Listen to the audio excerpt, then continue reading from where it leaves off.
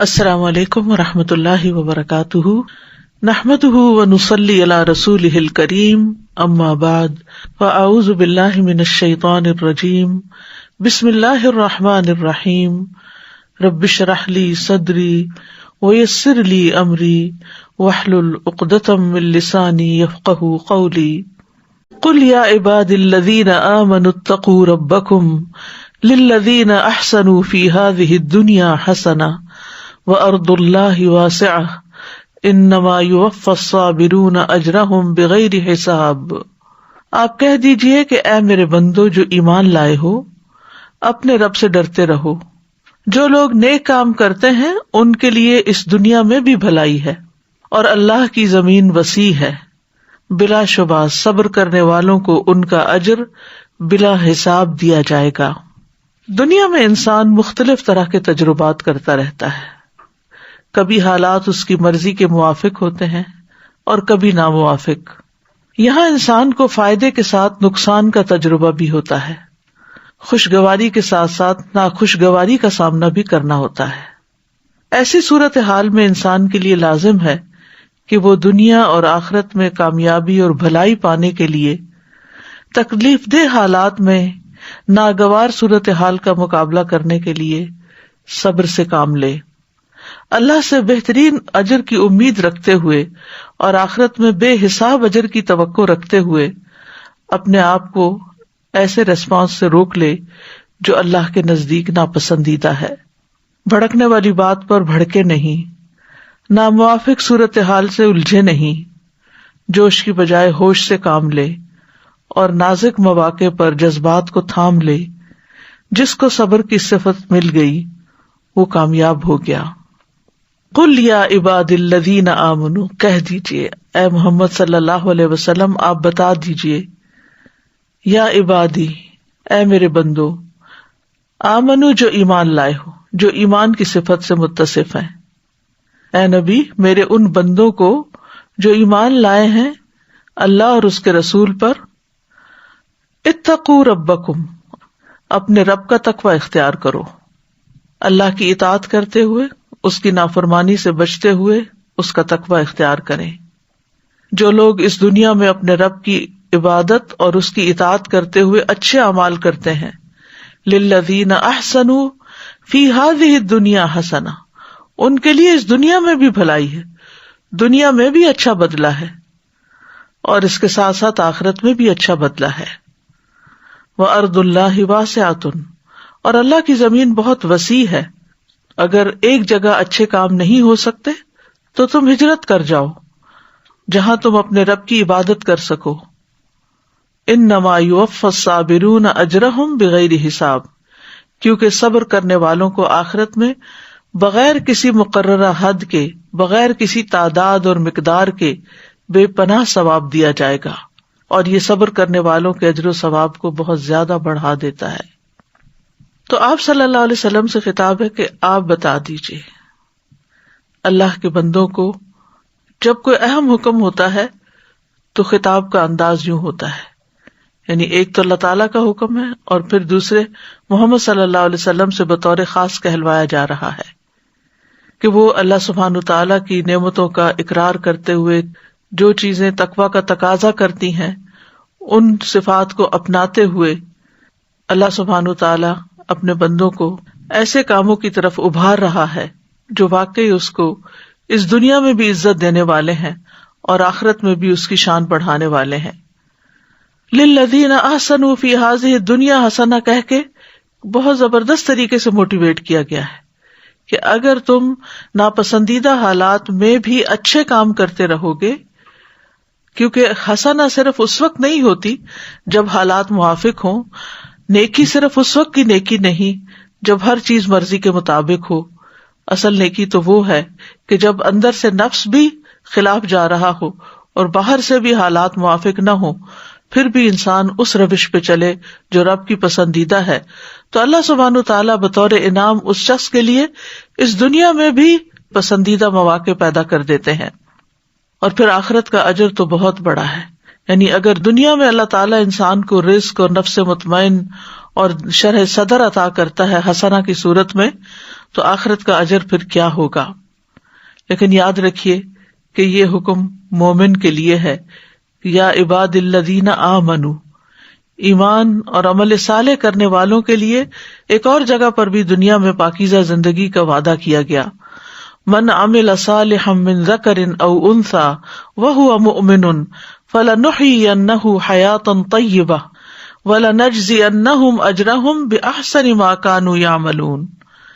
جو شخص بھی نیک عمل کرے، خواہ مرد ہو یا عورت، بشرطے کہ وہ مومن ہو، تو ہم اسے پاکیزہ زندگی بسر کرائیں گے، یعنی اس دنیا میں بھی اس کو اچھی زندگی، اچھی حالت عطا کریں گے، اور آخرت میں ان کے بہترین اعمال کے مطابق انہیں ان کا اجر عطا کریں گے.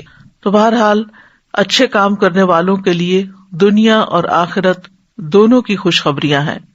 پھر فرمایا وَأَرْضُ اللَّهِ وَاسِعَةٌ، اللہ کی وہ زمین بہت وسیع ہے، یعنی نیکی کے مواقع اور چانسز بہت زیادہ ہیں. انسان صرف ایک جگہ بیٹھ کر صرف ایک ہی کام کر کے یا صرف ایک ہی طرح کے حالات میں رہ کر بعض اوقات اتنی نیکی نہیں کر سکتا جتنی وہ اللہ کی زمین میں گھوم پھر کر، باہر نکل کر وسیع مواقع کو اختیار کرتے ہوئے نیکی حاصل کرتا ہے. اور اس سے یہ بھی پتہ چلتا ہے کہ اپنے گھر میں، اپنے علاقے میں، اپنے شہر میں اگر کوئی شخص عبادت نہیں کر سکتا تو اس کا عذر قابل قبول نہیں. یعنی کوئی یہ نہیں کہہ سکتا میں نیکی اس لیے نہیں کر سکا، میں اللہ کی اطاعت اس لیے نہیں اختیار کر سکا، میں تقوی اس لیے اختیار نہیں کر سکا کیونکہ میرے حالات مجھے اجازت نہیں دیتے تھے، میرا ماحول اچھا نہیں تھا، مجھے سپورٹ نہیں تھی، میرے ساتھ کوئی تعاون کرنے والا نہیں تھا. نہیں، اگر واقعی تم سچ کہتے ہو کہ یہ سب کچھ نہیں تھا تو پھر تمہیں وہاں سے نکل کر دوسری اپرچونٹیز کو دیکھنا چاہیے تھا. لیکن یہ کوئی ایکسکیوز نہیں، یعنی اپنے وطن اور شہر کا بہانہ بنانا کوئی عذر نہیں. اگر کوئی ایک جگہ اچھا نہیں کر سکتا تو دوسری جگہ چلا جائے. اور پھر اسی طرح اگر ایک جگہ انسان نافرمانی کرتا ہے اور بار بار اسے ٹیمپٹیشن ہوتی ہے کہ وہ غلط کام کرے تو اس کو وہ جگہ بھی چھوڑ دینی چاہیے. سعید بن جبیر کہتے ہیں جس کو نافرمانی کا حکم دیا جائے اسے چاہیے کہ وہ وہاں سے فرار ہو جائے، یعنی اللہ کی نافرمانی نہ کرے لیکن وہ جگہ چھوڑ دے، وہ اپنے آپ کو فتنے میں نہ ڈالے. ابن عباس کہتے ہیں اس کا مطلب ہے تم مکہ سے نقل مکانی کر لو، اور اس آیت میں اس شہر سے ہجرت کرنے پر ابھارا جا رہا ہے جس میں نافرمانیاں غالب آ جائیں. یعنی دنیا میں ہر جگہ ہی فتنے ہیں، کوئی جگہ بھی ابلیس سے خالی نہیں ہے اور اس کے چیلوں سے، لیکن انسان دو میں سے بہتر جگہ کا چوائس کر سکتا ہے کہ جہاں نسبتاً زیادہ نیکی کے کاموں کا اس کو موقع مل رہا ہے. زمین اللہ کی عبادت ہی کے لیے وسیع کی گئی ہے. سورۃ العنکبوت میں اللہ تعالیٰ فرماتے ہیں یا عبادی الذین آمنوا ان ارضی واسعۃ فإیایا فاعبدون، اے میرے بندو جو ایمان لائے ہو، بے شک میری زمین وسیع ہے سو تم میری ہی عبادت کرو. یعنی کسی جگہ رہ کر نافرمانی کا بہانہ مت بناؤ کہ یہاں عبادت ہو نہیں سکتی. عبادت کے لیے بہت سی جگہ ہیں، بہت سے مقامات ہیں، کیونکہ اللہ کی عبادت کرنی ہے نا، اور اللہ ہر جگہ ہے، یعنی اللہ کی عبادت کہیں بھی ہو سکتی ہے. اور ہجرت کرنے والوں کے لیے اللہ نے قرآن میں وسعت کا وعدہ کر رکھا ہے. سورۃ النساء آیت نمبر 100 میں فرمایا وَمَن يُهَاجِرْ فِي سَبِيلِ اللَّهِ يَجِدْ فِي الْأَرْضِ مُرَاغَمًا كَثِيرًا وَسَعًا، اور وہ شخص جو اللہ کے راستے میں ہجرت کرے وہ زمین میں پناہ کی بہت سی جگہ اور بڑی وسعت پائے گا. یعنی وہ خوف نہ کھائے کہ میرا کیا بنے گا، میں اگر کسی ایسی جگہ چلا جاتا ہوں جہاں میری کوئی جان پہچان نہیں، جہاں میرا کوئی رزق کاروبار نہیں، تو شاید میں بھوکا مر جاؤں. نہیں، اللہ سبحانہ تعالیٰ نے ہر جگہ بہت اپرچونٹیز رکھی ہیں، لیکن انسان نافرمانی میں جینے پہ راضی نہ ہو. انما یوفی الصابرون اجرہم بغیر حساب، بلا شبہ صبر کرنے والوں کو ان کا اجر بغیر حساب کے دیا جائے گا. یعنی جنہوں نے اپنے دین پر ثابت قدمی کا مظاہرہ کیا، تکلیفوں کی وجہ سے اس کو چھوڑا نہیں، جمے رہے، ان کا اجر بھی پھر رب کے پاس بے پناہ ہے. امام شوکانی کہتے ہیں اس کا مطلب ہے کہ اللہ ان کے صبر کے مقابلے میں ان کو وافر اجر عطا کرے گا، اتنا کہ اس اجر کو کوئی محفوظ کرنے والا محفوظ نہیں کر سکتا، کوئی لکھنے والا اس کو لکھ نہیں سکتا، کوئی حساب کرنے والا اس کے حساب کی طاقت ہی نہیں رکھتا. یعنی فگرز ختم ہو جائیں لیکن وہ اجر ختم نہیں ہوگا. حضرت علی رضی اللہ عنہ کہتے ہیں کہ ہر اطاعت کرنے والے کو ناپ پر تول کر دیا جائے گا، یعنی جتنا اس نے کیا ہوگا اس کے بدلے میں 10 گنا یا 700 گنا یا زیادہ، سوائے صبر کرنے والے کے، ان کو بھر بھر کے دیا جائے گا، یعنی وہ ختم نہیں ہوگا. اور روایت میں آتا ہے کہ آزمائشوں میں گھرے ہوئے لوگوں کو جب اجر دیا جائے گا تو ان کے لیے نہ ترازو نصب کیا جائے گا نہ صحیفہ کھولا جائے گا، ان پر صبر کے اجر کو بغیر حساب کے انڈیل دیا جائے گا. دنیا میں ہم چھوٹی چھوٹی تکلیفوں پہ گھبرا جاتے ہیں اور کہہ اٹھتے ہیں اب صبر نہیں ہوتا، اب سٹیمنا ختم ہو گیا ہے، اب حالات ایسے نہیں رہے کہ صبر کیا جائے. نہیں، ہر حال میں صبر کیا جائے. انسان اپنی حالت کو بدلنے کی جد و جہد میں لگا رہے، کوشش کرے، لیکن رکاوٹوں اور مشکلات اور پریشانیوں پر ہمت ہار کے نہ بیٹھ جائے، غلط راستے اختیار نہ کرے، بلکہ صبر کے ساتھ عبادت پر، اطاعت پر جمع رہے. بغوی لکھتے ہیں کہ جب عافیت والے آزمائش والوں کی فضیلت کو دیکھیں گے تو وہ تمنا کریں گے کہ کاش دنیا میں ان کے جسموں کو کینچیوں سے کاٹ ڈالا جاتا، یعنی چاہے انہیں جسمانی ٹارچر دیا جاتا اور وہ صبر کرتے تو آج وہی اجر ملتا جو صبر کرنے والوں کو مل رہا ہے. یعنی وہ قابل رشک ہوں گے اس وقت. دنیا میں تو وہ خود سیلف پٹی کا شکار ہو جاتے ہیں یا دوسرے ان کی کنڈیشن کو بہت پتھیٹک بتاتے ہیں کہ یہ کس طرح کی زندگی ہے اور انہوں نے تو کچھ دیکھا ہی نہیں، انہیں تو کچھ دنیا میں ملا ہی نہیں.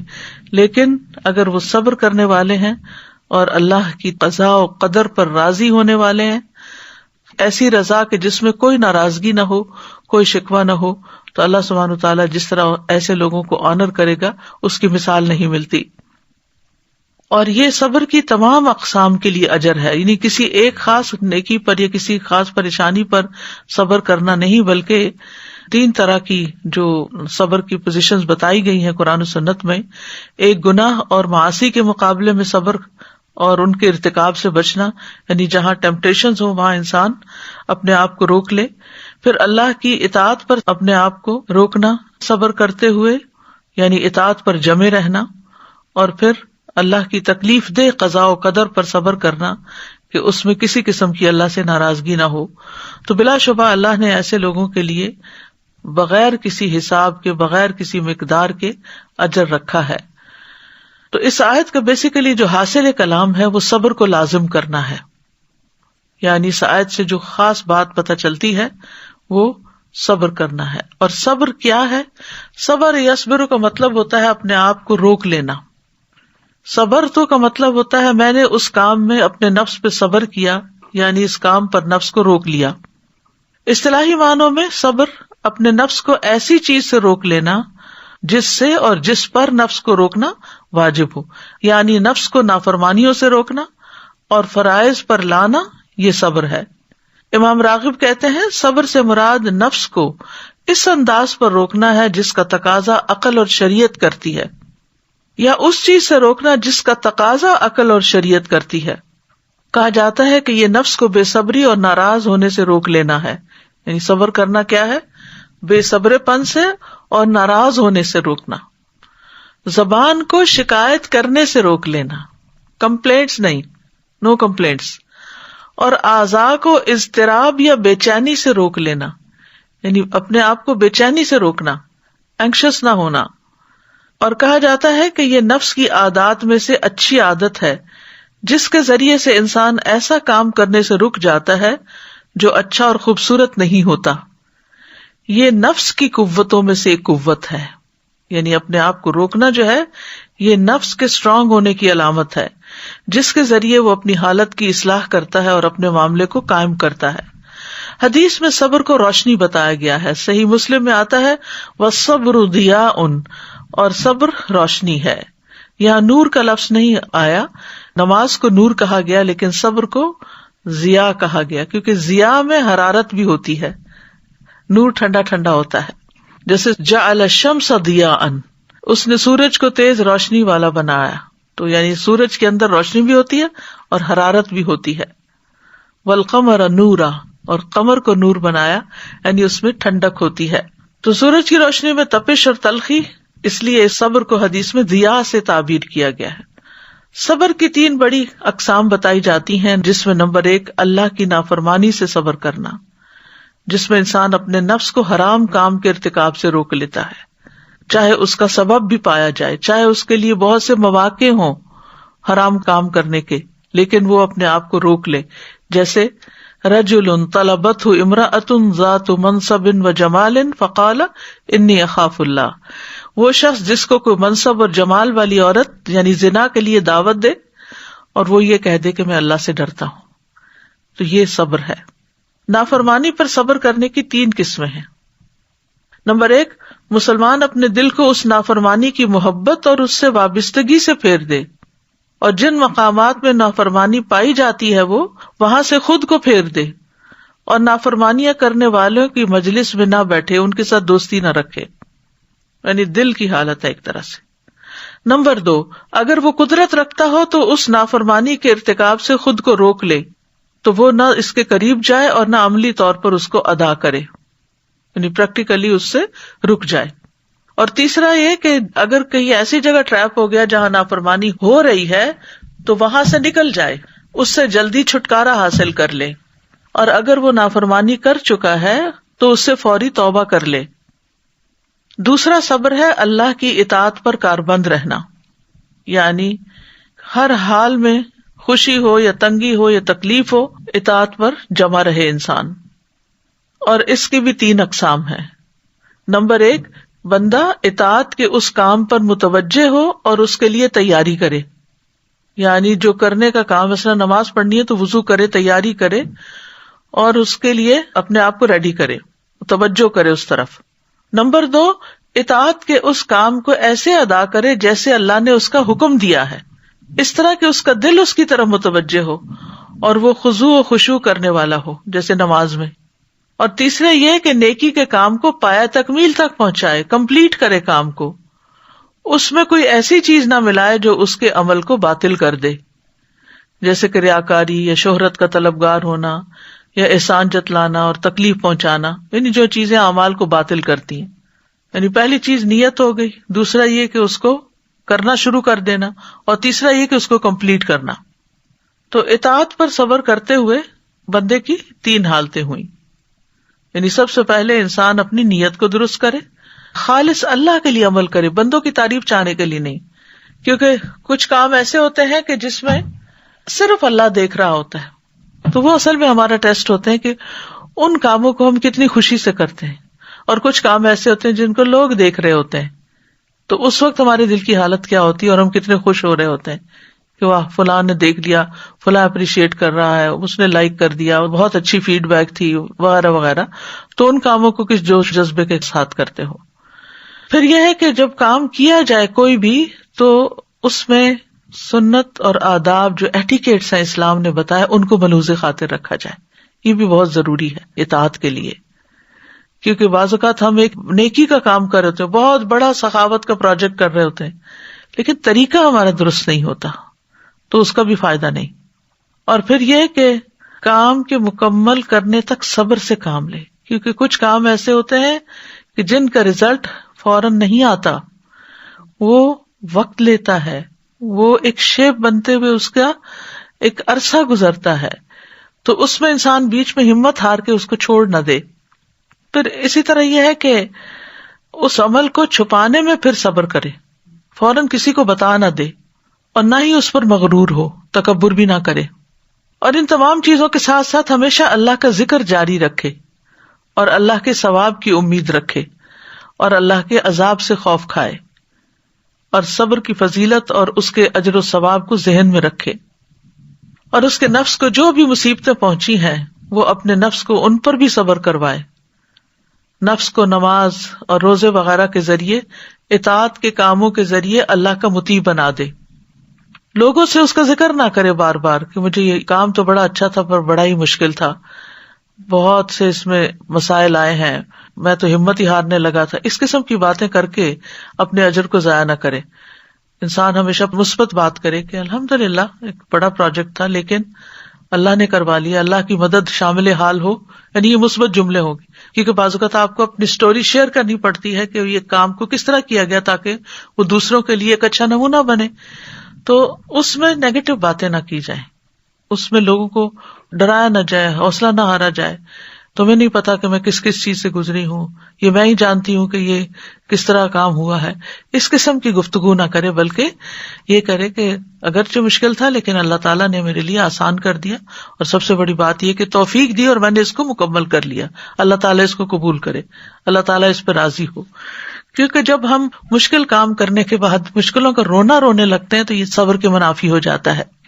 صبر کی تیسری قسم اللہ کے فیصلوں پر راضی ہونا اور صبر کرنا، تقدیر پر صبر. کیونکہ کبھی حالات موافق ہوتے ہیں طبیعت کے اور کبھی ناموافق ہوتے ہیں. جو ناموافق ہوتے ہیں ان میں صبر کی ضرورت ہے. تو جب کوئی مصیبت نازل ہو جائے تو انسان اپنے نفس کو قلبی، قولی یا فعلی ناراضگی سے روکے.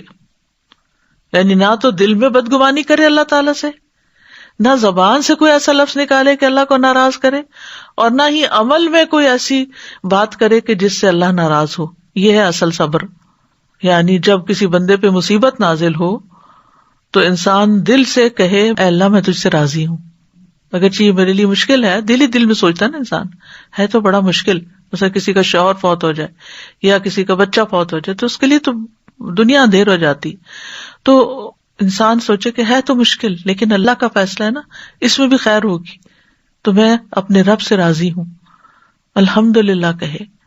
اور زبان سے ناراضگی والی ایسی کوئی بات نہ کرے جیسے جاہلیت کے دور میں لوگ کیا کرتے تھے.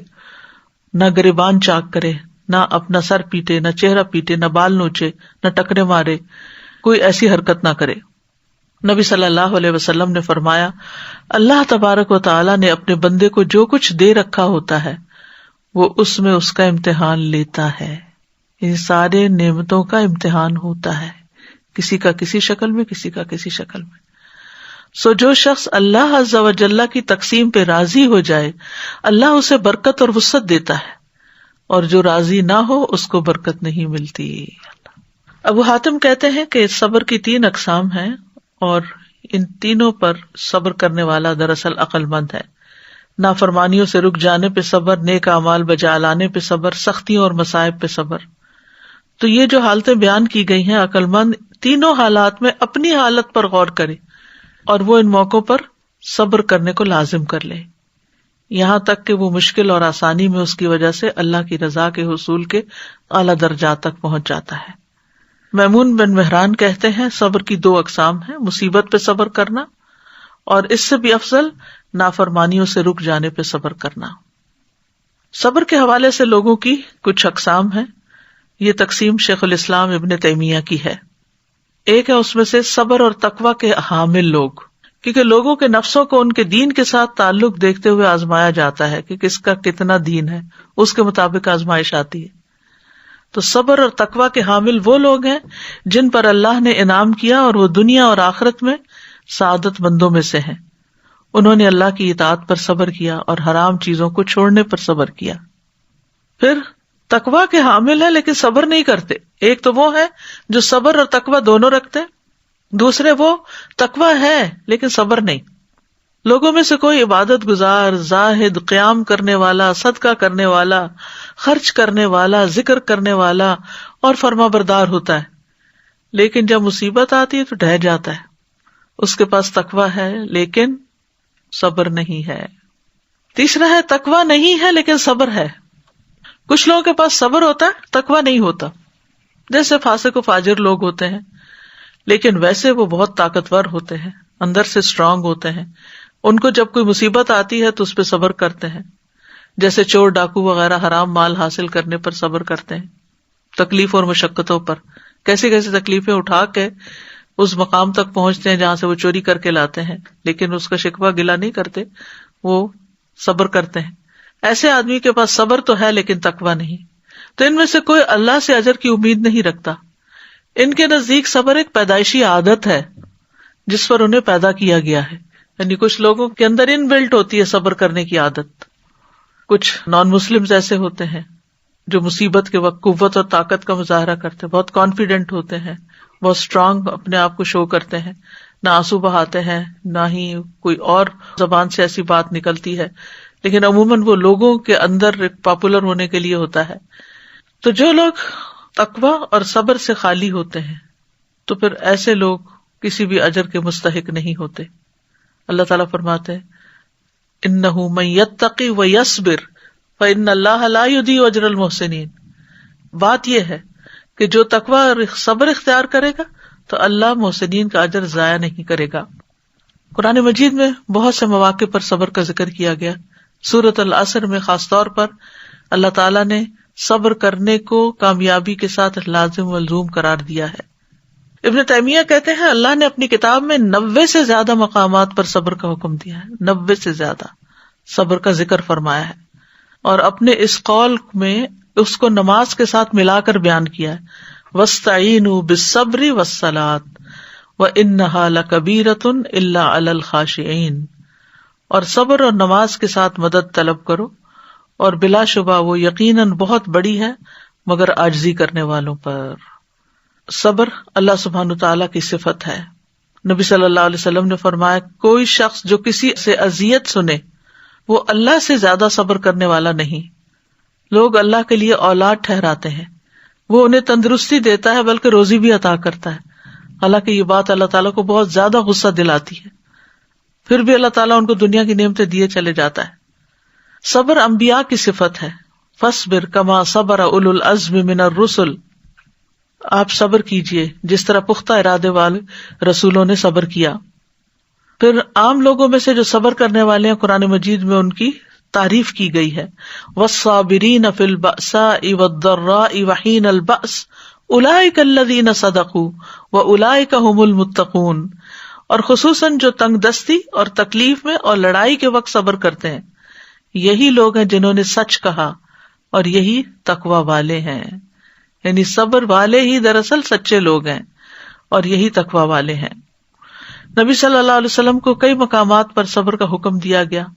ایمان والوں کو بھی یا ایھا الذین آمنوا اصبروا وصابروا ورابطوا واتقوا اللہ لعلکم تفلحون.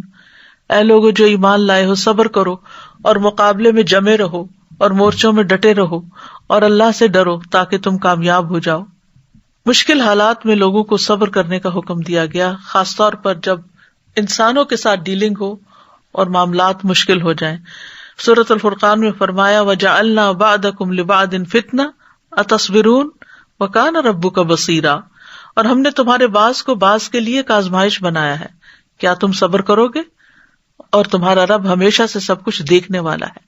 یعنی اس میں سیکھنے کی بہت بڑی بات ہے, اور وہ یہ کہ انسانوں کے لیے آزمائش ہے. اور ہر انسان کی زندگی میں کوئی نہ کوئی انسان اس کے قریبی لوگوں میں سے جس کے ساتھ اس کا لازماً واسطہ پڑنا ہوتا ہے وہ اس کے لیے ایک فتنہ بن جاتا ہے, ایک آزمائش بن جاتا ہے. صبر ایمان کی افضل حالت ہے. معقل بن یسار سے روایت ہے کہ آپ نے فرمایا افضل ایمان صبر اور نرمی کرنا ہے. افضل ایمان صبر اور نرمی کرنا ہے. علی بن ابی طالب کہتے ہیں خبردار, صبر کا ایمان سے وہی تعلق ہے جو سر کا جسم سے ہے. جب سر کو کاٹ دیا جائے تو جسم ہلاک ہو جاتا ہے. یعنی اگر صبر نہیں تو ایمان بھی کامل نہیں رہا. پھر انہوں نے اپنی آواز بلند کرتے ہوئے کہا جس کے پاس صبر نہیں اس کا کوئی ایمان نہیں.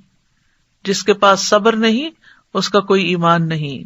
یعنی ایمان کا تقاضا ہے کہ انسان صبر سے کام لے, تبھی انسان پھر غیبت سے رک سکتا ہے, تبھی انسان پھر طعنہ زنی سے رک سکتا ہے, دوسروں کو اذیت دینے سے رک سکتا ہے یا اذیت والی باتیں سہ سکتا ہے, کیونکہ اس کا ایمان صبر کے ساتھ ہے اور وہ اس کو قوت بخشتا ہے یہ سب کچھ کرنے کی. پھر جنت میں داخلے کا میزان ہے. خسارے سے بچنے کے لیے صبر ضروری ہے. صبر کرنا ہمت والوں کا کام ہے. صبر سے وسیع اور بہترین نعمت کوئی نہیں. نبی صلی اللہ علیہ وسلم نے فرمایا کسی شخص کو صبر سے بہتر اور کشادہ تر نعمت نہیں ملی. ابراہیم تیمی کہتے ہیں اللہ جس بھی بندے کو تکالیف پر صبر اور آزمائشوں پر صبر اور مصائب پر صبر عطا کر دیتا ہے تو ایمان لانے کے بعد جس کو جو کچھ عطا کیا گیا صبر کرنے والوں کو ان سب سے بہترین عطا کیا گیا. یعنی ایمان کے بعد سب سے بڑی وسیع اور بہترین نعمت اگر کسی کو کوئی ملی ہے تو وہ صبر کرنے کی صلاحیت ہے.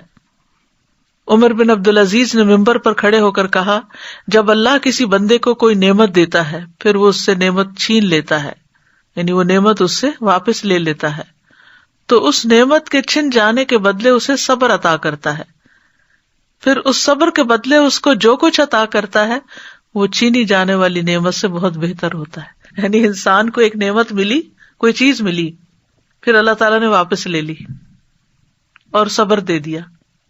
اب صبر کے بعد جو ملے گا وہ پہلی نعمت سے بہت زیادہ ہوگا، وہ تو عظیم ترین ہوگا۔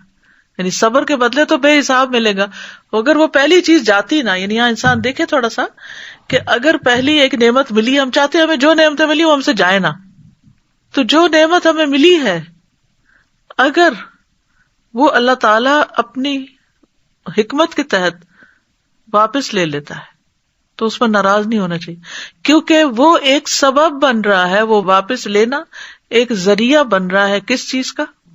بہترین دینے کا۔ بیچ میں گیپ ہے جسے صبر سے فل کرنا ہوگا، تو اس سے برج کر جائیں گے تو آگے جو کچھ ہوگا تو انسان کہے گا کاش وہ ساری چیزیں چلی جاتی اور آج اس سے کہیں بہتر مل جاتا۔ حتیٰ کہ یہ صرف آخرت میں نہیں، دنیا میں بھی اللہ تعالیٰ بعض اوقات ایک چیز اس لیے لیتا ہے انسان سے تاکہ اس کو اس سے بہتر دے۔ بعض اوقات دنیا چلی جاتی ہے انسان سے، دنیا کی کوئی بھی نعمت جس سے وہ بہت اٹیچڈ ہوتا ہے، اور اس کے بدلے اللہ تعالیٰ اس کو دین دے دیتا ہے، اور یہ کتنی بڑی نعمت ہے، کتنی بڑی نعمت ہے۔ کیونکہ اگر ہمیں سبھی کچھ دنیا کا مل جائے تو ہم شاید اللہ کی طرف راغب بھی نہ ہو، ہم دعا بھی نہ کریں، ہم کوئی نیک عمل بھی نہ کریں، ہم اس کو پکارے بھی نہ، ہم تڑپے بھی نہ۔ تو یہ اللہ تعالیٰ کی ایک حکمت بالغہ ہے، پہنچی ہوئی حکمت، کہ جس کی وجہ سے اللہ تعالیٰ ہم پر رحم کرتا ہے، کبھی دے کر اور کبھی لے کر۔ صبر اللہ کے خزانوں میں سے ایک خزانہ ہے۔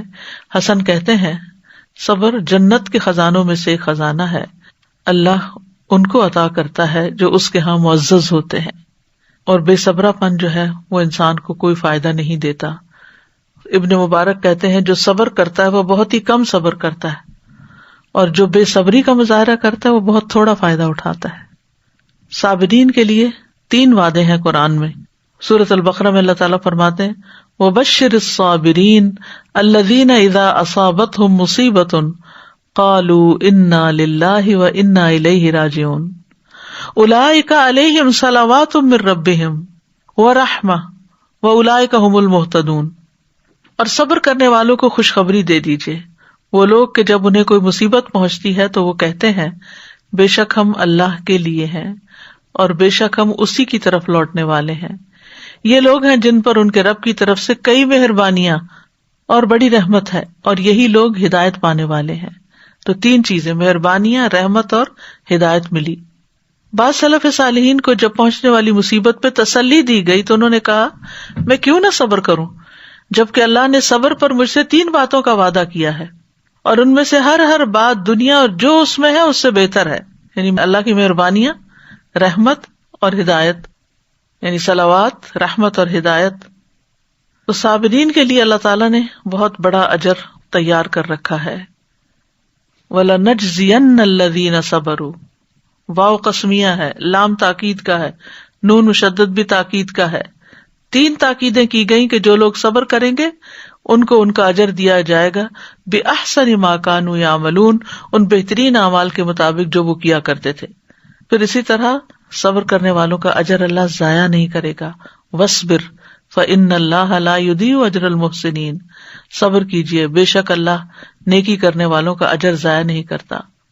حدیث میں آتا ہے بے شک زیادہ ثواب بڑی آزمائش کے ساتھ ہے، یعنی جتنی بڑی آزمائش اتنا ہی بڑا ثواب۔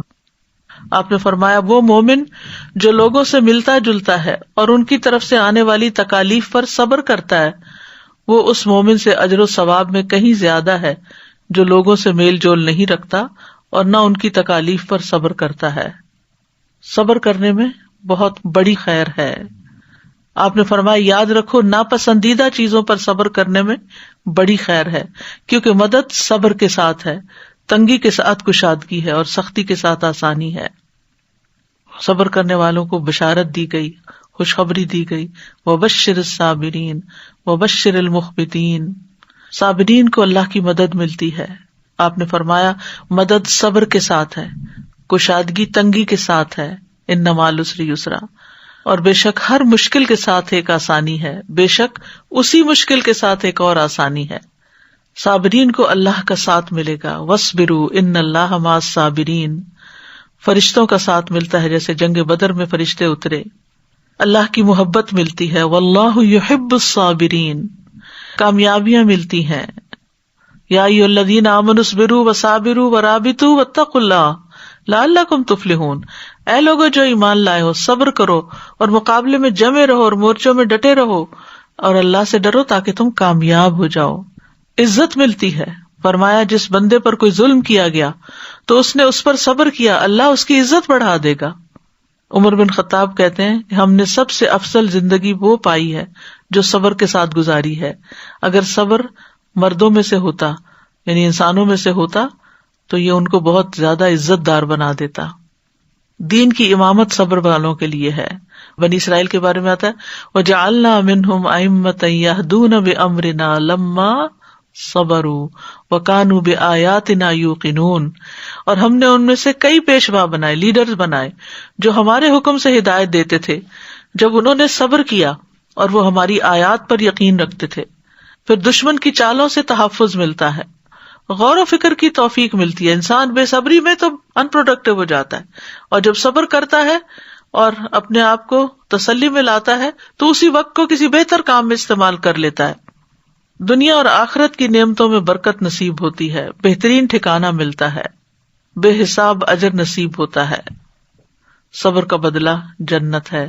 سلام علیکم بما صبرتم فنعم عقبی الدار. فرشتے جنتیوں پہ داخل ہو کے کہیں گے سلام ہو تم پر اس کے بدلے جو تم نے صبر کیا. یعنی آج سلام کے مستحق کیوں ہو؟ صبر کی وجہ سے. تو کتنا اچھا ہے اس گھر کا انجام. پھر جنت کے بالا خانوں کا حصول ہے. اولئک یجزون الغرفۃ بما صبروا. یہی وہ لوگ ہیں جو اپنے صبر کا بدلہ جنت کے بالا خانوں کی صورت میں پائیں گے. وجزاہم بما صبروا جنۃ وحریرا. اور انہیں ان کے صبر کے عوض جنت اور ریشم کا لباس عطا فرمایا. اور مصیبت میں صبر کرنے سے درجات کی بلندیاں نصیب ہوتی ہیں، انسان اگلے درجے پر پہنچتا چلا جاتا ہے. تو صبر کے مواقع کیا ہیں؟ سب سے پہلے لوگوں کی باتوں پر صبر کرنا چاہیے. یعنی بعض اوقات کوئی شخص چھوٹی سی بات کرتا ہے، ہم کو چپ جاتی ہے، ہم آپے سے باہر ہونے لگتے ہیں، تو ایسی بات کو سنی انسنی کر دیں جیسے اس نے کچھ کہا ہی نہ ہو. ورنہ ہم کیا کرتے ہیں، وہاں سے سنی اٹھائی، جا کے کسی کو بتائی، پھر دوسرے کو بتائی، پھر چوتھے کو بتائی، ڈھیر ساری غیبت کر کے ادھر بے صبری ہوئی اور ادھر سے اور گناہ اکٹھا کر لیا، اور وہ چبھن الگ ہوئی. نہ دنیا کے رہے، نہ دین کے رہے، نہ آخرت کے رہے، کہیں کے بھی نہ رہے. کسی کے ستانے پر کچھ لوگوں کو ستا کے مزہ آتا ہے، یعنی ان کی تسلی اسی میں ہوتی ہے. تو ایسی صورت میں انسان اس کو اگنور کر دے اور اپنے آپ کو ٹرین کر لے کہ میں نے اس کے ایسے رویے سے پریشان نہیں ہونا. اپنے لیے کوئی آلٹرنیٹ ڈھونڈے، اور بہترین آلٹرنیٹ کیا ہے کہ انسان اللہ سے باتیں کرے، اللہ سے اپنے غم اور دکھ کی شکایت کرے. انما اشکو بثی وحزنی الی اللہ. پھر اسی طرح غلط الزام لگانے پر، یعنی یہ صبر کا موقع ہوتا ہے. حالات کی تنگی پر، معاشی حالات تنگ ہو یا معاشرتی تنگ ہو یا کسی بھی طرح کے حالات میں پریشانی آئی ہوئی ہو، تو اس موقع پر صبر سے کام لینا، ہائے واویلا نہ مچانا. رزق کی کمی پر، کیونکہ یہ بھی اللہ کا ایک امتحان ہوتا ہے کہ بعض اوقات اللہ زیادہ دیتا ہے اور کبھی کم دیتا ہے. رسول اللہ صلی اللہ علیہ وسلم نے فرمایا ابو سعید صبر کرو، کیونکہ تم میں سے جو بندہ مجھ سے محبت کرتا ہے اس کی طرف فقر و فاقہ اتنی تیزی کے ساتھ بڑھتا ہے جیسے سیلاب کا ریلا وادی کی بلندی سے اور پہاڑ کی چوٹی سے اس کی پستی کی طرف بڑھتا ہے. یہ وہ نصیحت ہے جو میرے والد نے مجھے اس وقت کی تھی جب میں اپنے پی ایچ ڈی کے لیے سفر پر روانہ ہو رہی تھی، بالکل لاسٹ مومنٹ میں، آخری لمحات میں. علم کے راستے میں بہت مشکلات آتی ہیں اور اس کا مقابلہ صبر ہی کے ساتھ کرنا ہے. اور واقعی شاید میری زندگی کا سب سے مشکل وقت تھا ہر اعتبار سے، لیکن اس نصیحت نے بہت ہی فائدہ دیا کہ جو محمد صلی اللہ علیہ وسلم سے محبت کرتا ہے، جو دین سے محبت کرتا ہے، تو فقر و فاقہ اس کی طرف تیزی کے ساتھ بڑھتا ہے جیسے سیلاب کا ریلا آتا ہے. تو اگر ایسے حالات ہوں کسی بھی وجہ سے، تو انسان صبر سے کام لے تو اللہ سبحانہ وتعالی دن پھیر دیتا ہے. اسی طرح اور موقع کون سے ہیں؟ پسند کا کھانا نہ ہو تو ہم صبر نہیں کر سکتے، خاص طور پہ روزہ کھولنے کے بعد اگر اچھی کوکنگ نہ ہو، نمک زیادہ پڑ جائے یا کوئی اور چیز ہو تو گھر میں بدمزگی ہو جاتی ہے اور آپ کی ساری محنت اکارت جاتی ہے، آپ کو باتیں سننی پڑتی ہیں، تو اس کا جواب نہ دیں.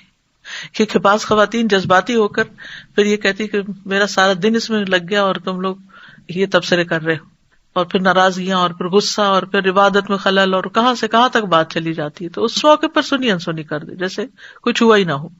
بیماری کا موقع یہ ہوتا ہے کہ انسان اس وقت ہائے واویلا مچا دیتا ہے. پھر بیٹیوں کی پیدائش پر، کیونکہ لوگ بہت تانے دیتے ہیں. انسان کو خود تو اپنی اولاد عزیز ہی ہوتی ہے، لیکن لوگوں کی باتوں سے انسان پریشان ہو جاتا ہے. پھر بچوں کی وفات پر، پھر علم کے حصول میں. موسیٰ علیہ السلام نے خضر علیہ السلام کے ساتھ جو سفر کیا، نبی صلی اللہ علیہ وسلم نے فرمایا اللہ ہم پر اور موسیٰ علیہ السلام پر رحم فرمائے، کاش وہ صبر سے کام لیتے تو اپنے ساتھی سے اور بھی بہت سے عجائبات دیکھتے. خضر علیہ السلام کا ہر کام ہی ایک انوکھا تھا، تو اور بھی کئی چیزیں سامنے آتی. انہوں نے کہہ دیا کہ ان سألتک عن شیء بعدها فلا تصاحبنی قد بلغت من لدنی عذرا. پھر اسی طرح اپنے سے اوپر والے سے تکلیف پہنچنے پر، جیسے پیرنٹس ہیں انہوں نے کچھ کہہ دیا، ہسبینڈ نے کچھ کہہ دیا، یا پھر امیر کی طرف سے، باس کی طرف سے کوئی بات ایسی سننے کو ملی، تو اس وقت بھی صبر کرنا چاہیے. پھر ترجیح دینے پر، یعنی اگر آپ کے اندر سارے گٹس ہیں لیکن آپ سے کم تر شخص کو کوئی آپ پر پریفر کر رہا ہے تو اس موقع پر بھی صبر سے کام لینا چاہیے.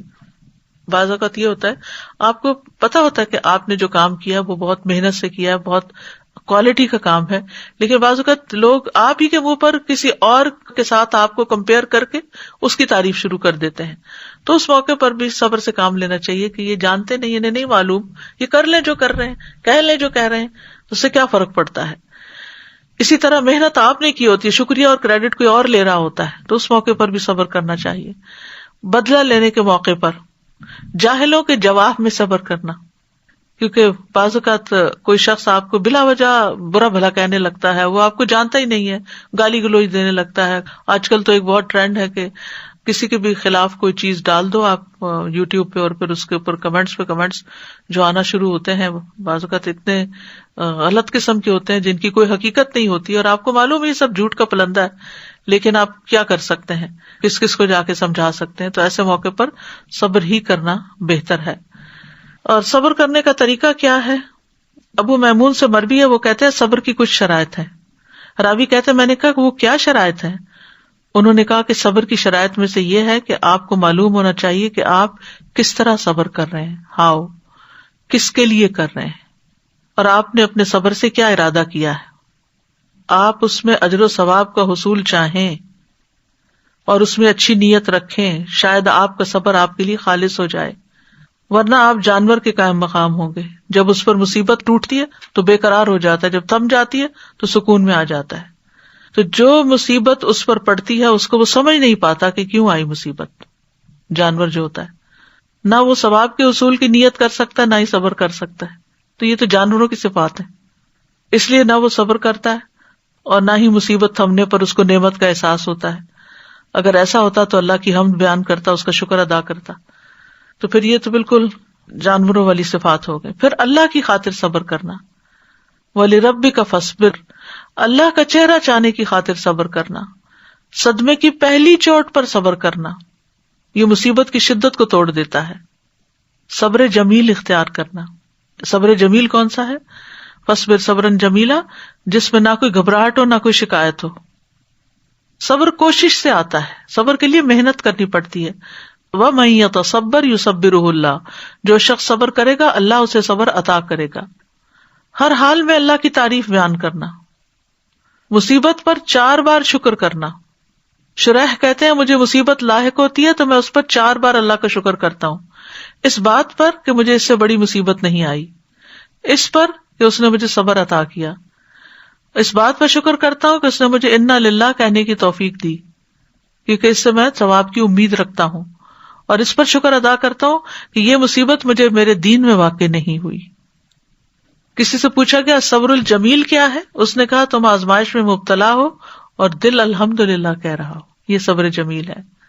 پھر اللہ کی رضا میں راضی ہونا، زبان سے رب کی رضا کے کلمات نکالنا، خیر کی بات کرنا، خیر کی بات منہ سے نکالنا، پریشانی کا ذکر صرف اللہ سے کرنا، بندوں سے شکوے نہ کرنا، جزا فضا نہ کرنا، نوحہ نہ کرنا، اللہ کو الزام نہ دینا. اور صبر کرنے والوں کی بہت سی مثالیں قرآن مجید میں بیان ہوئی ہیں، جن میں خاص طور پر اسماعیل علیہ السلام کا صبر، کہ ان کے والد نے ان کو پیشانی کے بل لٹا بھی دیا تھا اور وہ خوشی سے مان بھی گئے تھے. یعقوب علیہ السلام کے صبر کی مثال ہمارے سامنے، کس طرح یوسف علیہ السلام کے کھو جانے پر صبر کیا. یوسف علیہ السلام کے صبر کی مثال ہے، ان کی تو پوری زندگی صبر کا ایک نمونہ ہے. کس طرح اپنے گھر سے، اپنے رشتہ داروں سے، اپنے دین سے، ہر چیز سے دور ایک مقام پر جہاں کوئی بھی اپنا نہیں، وہاں وہ محسنین میں سے ہوتے ہیں اور صبر سے کام لیتے ہیں، کہیں نہ اللہ سے ناراض ہے نہ بندوں سے. ایوب علیہ السلام کی مثال، 18 سال تک ایسی بیماری رہی کہ سبھی نے چھوڑ دیا. آسیہ علیہ السلام کی مثال کہ فرعون نے طرح طرح کے ظلم کیے تو انہوں نے کہا رب ابن لی عندک بیتا فی الجنہ ونجنی من فرعون وعملہ ونجنی من القوم الظالمین. اے میرے رب، میرے لیے اپنے پاس جنت میں گھر بنا اور مجھے فرعون اور اس کے عمل سے نجات دے اور مجھے ظالم لوگوں سے نجات دے. تو کہا جاتا ہے تو اللہ نے جنت میں ان کے گھر سے پردہ ہٹا دیا، ان کو دکھا دیا. نبی صلی اللہ علیہ وسلم کی زندگی تو صبر ہی صبر ہے. طائف کا واقعہ دیکھ لیجئے، حضرت عائشہ پر الزام لگنے کا واقعہ افک دیکھ لیجئے، اور بھی بے شمار مواقع ہیں. صبر کرنے سے آتا ہے. صبر کے لیے دعا بھی کرنی چاہیے، ربنا افرغ علینا صبرا وتوفنا مسلمین، انا للہ و انا الیہ راجعون. نبی صلی اللہ علیہ وسلم پر جب کوئی پریشانی یا غم آتا تو یا حی یا قیوم برحمتک استغیث کہہ کے پکارتے. کرنے کے کام یہ ہیں کہ مصائب اور مشکلات کو برا نہ سمجھیں. جب اللہ تعالیٰ کسی بندے کے ساتھ بھلائی کا ارادہ کرتا ہے تو اس کی حالت کے مطابق اس کو آزمائش اور امتحان کی دوا پلاتا ہے. یہ ابن قیم کہتے ہیں اس کے ذریعے سے وہ اس میں سے مہلک بیماریوں کو نکال دیتا ہے. یعنی انسان بیمار ہوتا ہے، اس کا نفس بیمار ہوتا ہے، اس کا اخلاق بیمار ہوتا ہے، تو اللہ تعالیٰ اس کو مشکل کی ڈوز پہ لاتا ہے، یعنی آزمائش کے اور امتحان کی دوا پلاتا ہے اللہ. اور پھر جب انسان صبر کرتا ہے تو اس کی بیماریاں جا چکی ہوتی ہیں، اس کا تزکیہ ہو چکا ہوتا ہے. پھر مصائب اور مشکلات کا مقابلہ انسان کو صبر سے کرنا چاہیے. اللہ کے فیصلوں پہ راضی رہیں، اطاعت کے کاموں میں صبر کریں، نافرمانی کے کاموں سے بچ کے صبر کریں. دنیا مومن کے لیے قید خانہ ہے، اس قید خانے میں اللہ کی رضا میں راضی رہ کے خوشی اور محبت سے دن گزاریں. انبیاء کی سیرت سے سبق لیں. کوئی فقر و فاقہ کا سامنا کر رہا ہے تو نبی کے صحابہ کو یاد کر لے، جنہوں نے کئی پتھر باندھے ہوتے تھے پیٹ پر. کوئی ماحول سے پریشان ہے تو ابراہیم علیہ السلام کو یاد کر لیں. لوگوں کی اذیت والی باتوں سے پریشان ہے تو موسیٰ علیہ السلام کو یاد کر لیں. شوہر کی طرف سے پریشانی ہے تو آسیہ علیہ السلام کو یاد کر لیں. بیوی کی طرف سے پریشانی ہے تو نوح اور لوط علیہ السلام کو یاد کر لیں.